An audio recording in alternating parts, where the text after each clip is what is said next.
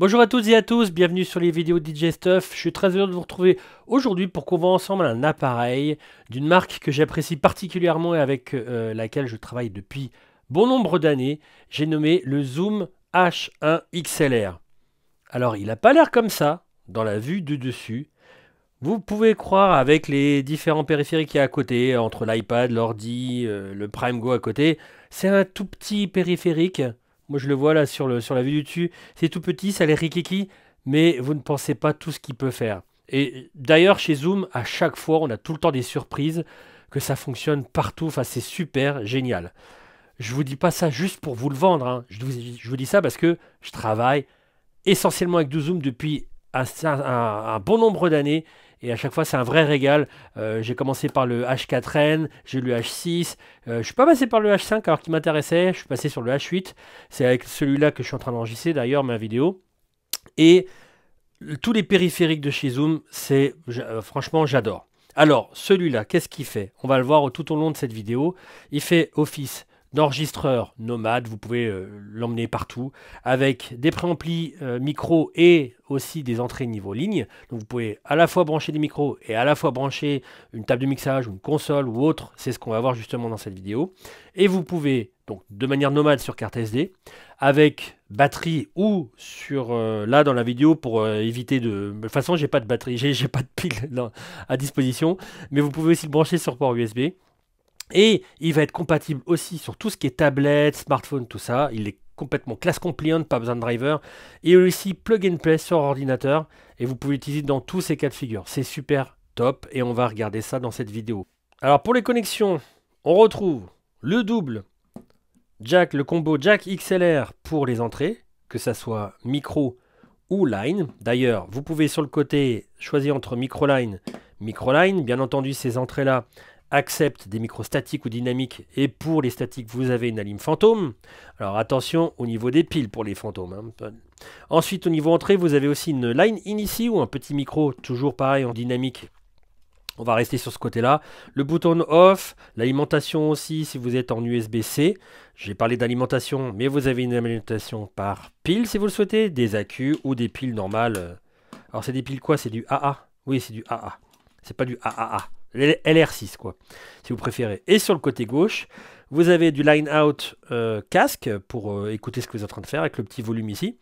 Et vous avez le petit compartiment pour la micro SD. Il n'y a rien sur le devant. Et ensuite, tout ça, on va le voir dans la vidéo. Alors, je vous donne un petit menu de ce qui va se passer dans la vidéo. Donc, en premier lieu, on va brancher un micro tout simple pour tous ceux qui seraient intéressés pour tout ce qui est podcast ou prise de parole ou mettre directement sur un instrument, enfin voilà, tout ce qui va être à base de microphone. Ensuite, on va voir tout ce qui est à base de line, comme si vous branchiez une table de mixage ou autre, donc là ça va s'adresser un peu au DJ aussi. Ensuite, on va voir tout ce qu'il y a sur smartphone, iPad, enfin tablette. Et enfin sur ordinateur pour vous montrer aussi, alors on peut le faire aussi un live sur un iPad, mais pour vous montrer qu'on peut vous faire aussi de l'enregistrement ou du live, audio ou vidéo, podcast, etc. sur ordinateur. Donc déjà, je vais l'alimenter et on va parler de simplement un micro. Donc vous avez vu dans la courte présentation des connexions que vous avez l'opportunité sur les côtés de commuter en mic ou en niveau ligne. Donc je vais mettre... non, pas interface audio pour le moment. Je ne veux pas d'interface audio, je vais enregistrer sur la carte SD qui est présente dans l'appareil, enfin la micro SD. Donc voilà, moi j'ai pas mis de pile, ça sera lui qui va me servir d'alimentation. Bien évidemment, vous pouvez mettre des piles aussi ou des accus comme vous voulez. Donc je vais brancher mon micro qui est ici, hop là. Et je vais vérifier, non, sur l'écran, je ne vois pas d'alim fantôme. Donc déjà, je vais me mettre... Alors, on a dit déjà, donc on regardait le menu. Donc le premier bouton ici va vous servir de faire un mono x2. Du stéréo ou du mono, et donc dans ce cas-là, ça sera un mono stéréoisé, et ça sera juste la voix 1. Alors là, on n'entend pas encore mon micro, puisque j'ai pas mis la lime fantôme. Donc on va se mettre en micro x2, on s'en fiche, ça me fera deux waves, avec un seul où il y aura de l'audio. Ensuite, mixeur, ça va vous permettre de rentrer dans les paramètres de chaque petite entrée, et de pouvoir augmenter, même si avec j'en ai pas parlé, mais le 32 bits flottant, vous pouvez crier ou même avoir une toute petite voix, c'est pas grave, vous pouvez rattraper votre travail en post-prod, mais dites-vous qu'il y a quand même un petit gain numérique sur chaque entrée. Voilà. Marqueur, bah, ça servira à faire des marques. Après, si vous voulez soit graver un CD ou autre, ça permettra de marquer votre morceau. Et ça, c'est pour mettre les morceaux à la poubelle quand vous êtes en train de les lire. Dans le menu, vous avez aussi pas mal de choses. Les réglages d'entrée. Donc, ça va être tout ce qui est alim fantôme, tout ça. Donc, déjà, bah, pour le coup, je vais mettre une alim fantôme sur le premier. Voilà. Il y a un coupe-bas aussi. Je ne l'ai pas montré, mais il y a un coupe-bas pour enlever les basses fréquences. Et réglage de la line in aussi. Couper toutes les alim fantômes, bah ça c'est pas le but parce que j'ai mis un micro. Ensuite, réglage d'enregistrement. Donc il y a la fréquence, vous pouvez aller jusqu'à 96 kHz. Préenregistrement, début d'enregistrement, etc. Retardateur, etc., etc., etc. Ensuite, lecture en boucle quand vous allez lire vos morceaux que vous avez déjà enregistrés sur la carte SD. Oups, j'ai cliqué sur revenir. Réglage de la sortie, la commande de volume ou niveau fixe. Ça peut être un niveau line. Ça peut être pas mal. Parce que là, vous avez un petit bouton sur le côté. Mais ça peut être pas mal d'avoir un niveau fixe aussi. D'ailleurs, je vais mettre ça. Ok.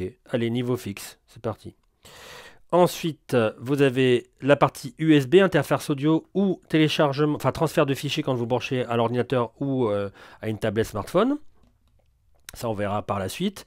Carte SD, ça va vous servir à avoir des informations ou à formater la carte SD.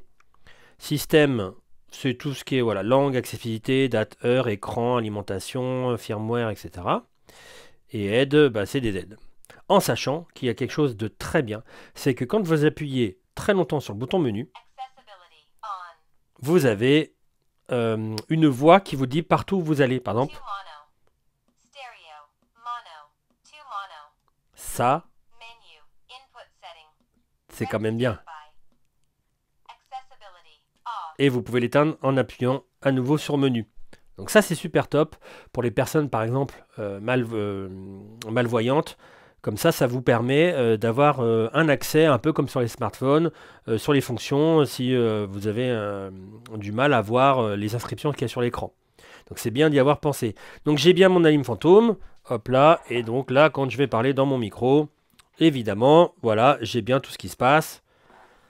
Sur mon enregistrement, donc après, il me suffit juste d'appuyer sur REC, et ça va m'enregistrer à partir du moment où vous voyez, là, il y a une petite partie grisée, une petite partie blanche, enfin plus blanche, c'est là que ça commence à enregistrer. Voilà, pour l'enregistrement interne avec la carte micro SD qu'il y a dessus. Donc maintenant, ce que je vais faire, c'est que je vais mettre les deux en line. Je vais retirer aussi, c'est où ça, réglage. Non, où c'est? Ah oui, c'est en bas. Couper toutes les alim fantômes, voilà. Je coupe toutes les alim fantômes. Je reviens. Je vérifie bien qu'il n'y a pas les deux petits Z. Et je vais retirer mon micro. Je vais mettre ça sur le côté. Et je vais basculer avec ma table de mixage. Enfin, appelons ça table de mixage. C'est un stand-alone autonome. Bref. Hop là. Hop là. Et là, maintenant, j'ai aussi mon petit jack pour vous montrer ce que ça donne. Hop là. Et on va mettre de la musique.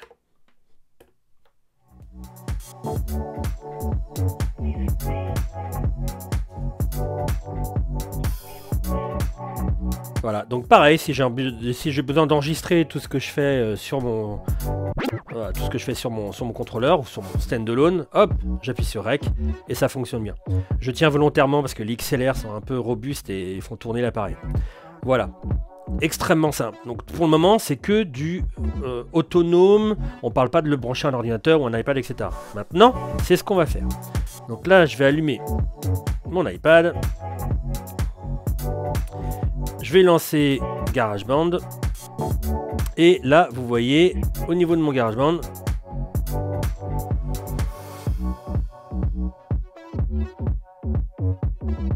il n'a pas détecté l'interface audio.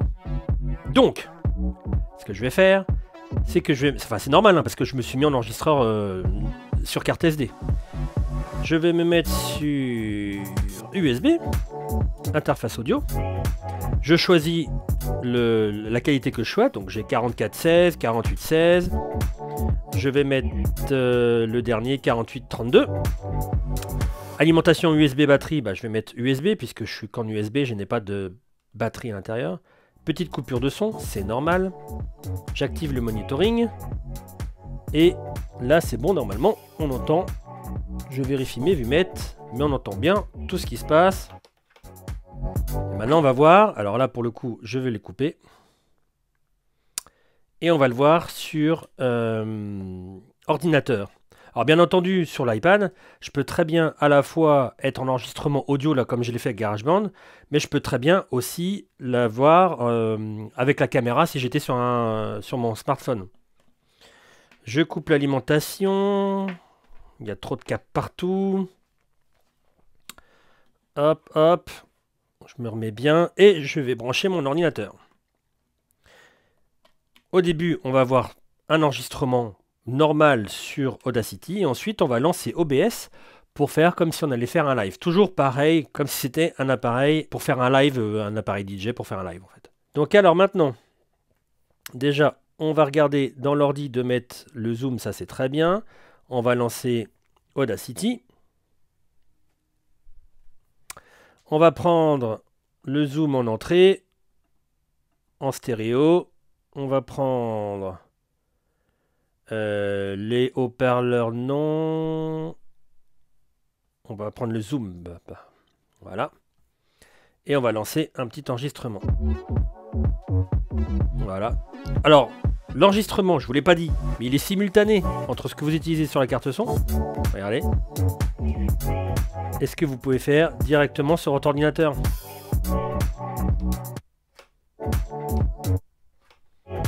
Vous voyez, sur les deux écrans, on est strictement pareil. Donc ça c'est top aussi qu'on puisse... Ça n'a pas été toujours le cas sur les zooms, mais c'est quand même bien... Donc j'arrête de le signaler. Et ensuite, sur OBS, on voit ma magnifique tête. Je vais faire alors OBS, on peut faire l'enregistrement ou du live, hein, bien entendu. Je fais un nouvel enregistrement, enfin une nouvelle scène. Périphérique de capture vidéo, je vais prendre la petite caméra que j'avais là. Hop là. USB vidéo, oui. Ouh, le niveau fréquence, elle aime pas trop. Au niveau de mes LED, mais c'est pas grave, c'est pas le sujet de la vidéo. Périphérique de capture audio, je vais mettre A comme audio. Hop là. Et là, je mets le zoom. En plus, ce qui est bien, c'est que... Wow, la caméra me suit, c'est magnifique.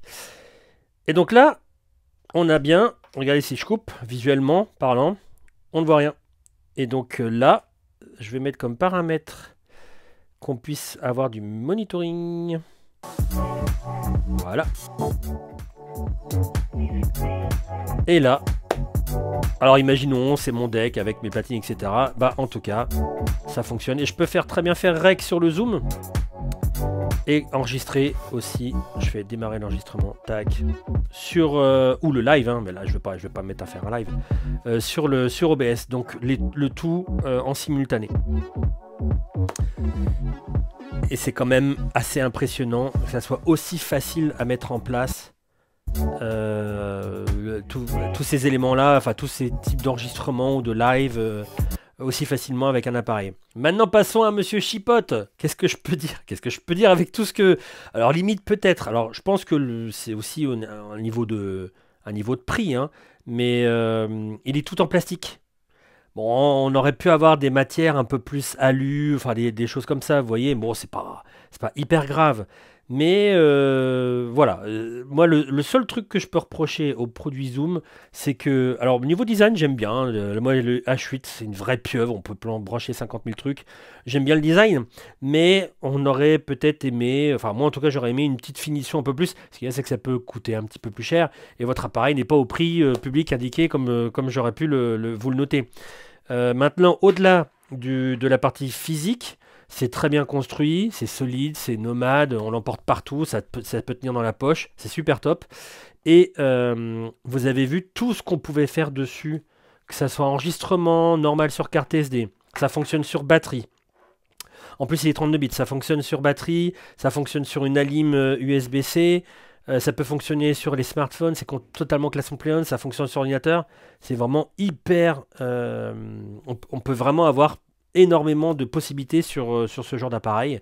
Et c'est ça vraiment que j'adore. Donc si vous avez des questions au sujet du H1 XLR, n'hésitez pas à les poser en dessous de la vidéo dans les commentaires. Merci beaucoup d'avoir suivi cette vidéo, j'espère que vous avez aimé. Et je vous dis au prochain contenu. Ciao!